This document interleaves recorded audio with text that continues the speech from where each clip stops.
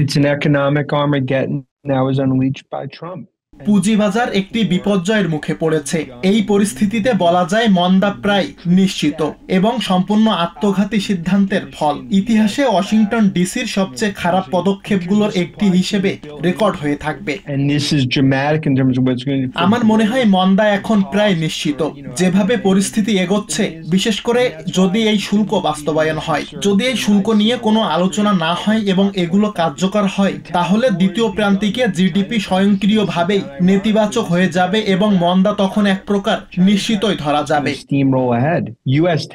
প্রযুক্তির শেয়ারের দামে বিপর্যয় নেমেছে। এভাবে চলতে থাকলে প্রযুক্তি পরিকাঠামোর প্রাণ ও ফুসফুসে আঘাত ধ্বংস হয়ে যাবে। এর জন্য টেক স্টকগুলো বারবার বিপর্যস্ত হচ্ছে। এই সিদ্ধান্ত প্রযুক্তি খাতকে, আর আমি বলবো পুরো আমেরিকান প্রযুক্তি শিল্পকে বহু বছর পিছিয়ে দিচ্ছে।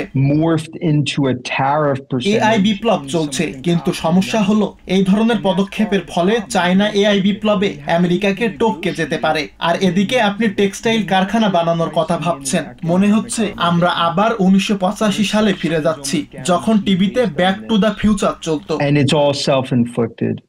আপনি খেলাটার নিয়মই জানেন না।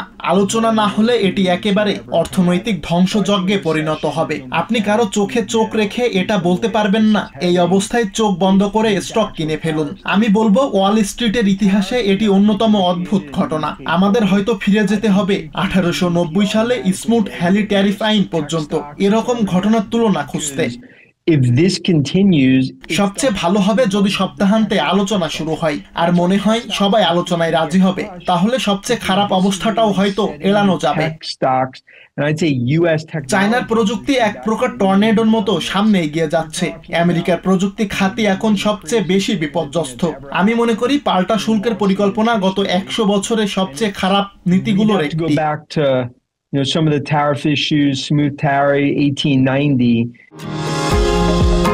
নিউ ইয়র্ক থেকে সম্প্রচারিত টিভিএন 24 টেলিভিশন বিশ্বজুড়ে বাঙালির কণ্ঠস্বর।